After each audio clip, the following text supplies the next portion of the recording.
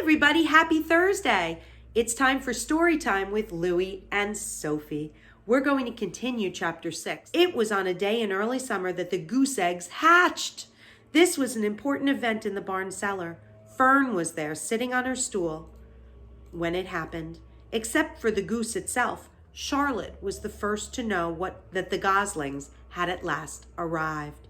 The goose knew a day in advance that they were coming. She could hear their weak voices calling from inside the egg. She knew that they were in a desperately cramped position inside the shell and were most anxious to break through and get out. So she sat quite still and talked less than usual. When the first gosling poked its gray-green head through the goose's feathers and looked around, Charlotte spied it and made the announcement. "I am sure," she said, "that every one of us here will be gratified to learn that after 4 weeks of unremitting effort and patience on the part of our friend the goose, she now has something to show for it. The goslings have arrived. May I offer my sincere congratulations." "Thank you, thank you, thank you," said the goose, nodding and bowing shamelessly. "Thank you," said the gander. "Congratulations," shouted Wilbur. "How many goslings are there? I can only see one." "There are 7," said the goose. "Fine," said Charlotte. 7 is a lucky number." "Luck had nothing to do with this," said the goose. "It was good management and hard work." At this point, Templeton showed his nose from his hiding place under Wilbur's trough. He glanced at Fern, then crept cautiously toward the goose, keeping close to the wall. Everyone watched him, for he was not well liked, not trusted. "Look," he began in his sharp voice, "you say you have 7 goslings. There were 8 eggs. What happened to the other egg? Why didn't it hatch?" "It's a dud, I guess," said the goose. "What are you going to do with it?" continued Templeton, his little round beady eyes fixed on the goose.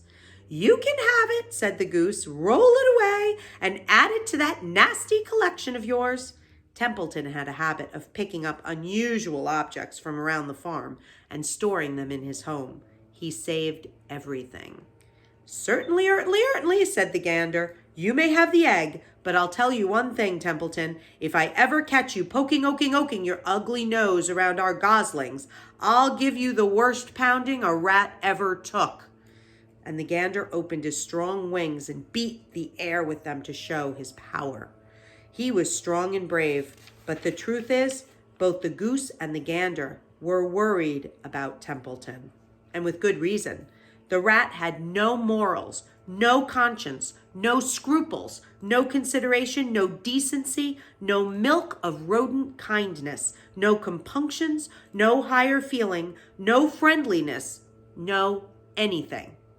All of those things are basically saying, all of those big words, conscience, scruples, consideration, decency, compunctions, all of those big words mean that he had no respect for people or animals around him.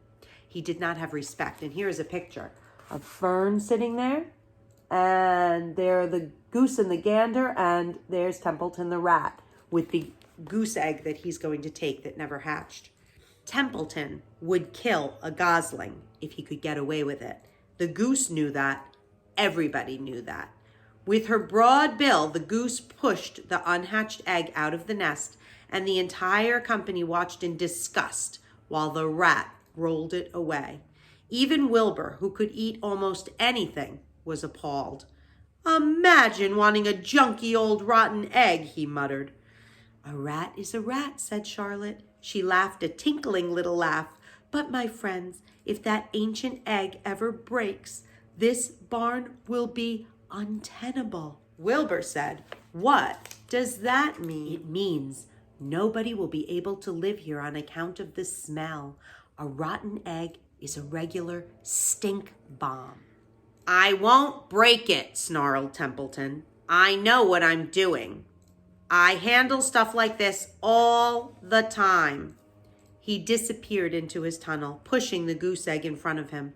He pushed and nudged till he succeeded in rolling it to his lair under the trough. That afternoon, when the wind had died down and the barnyard was quiet and warm, the gray goose led her 7 goslings off the nest and out into the world.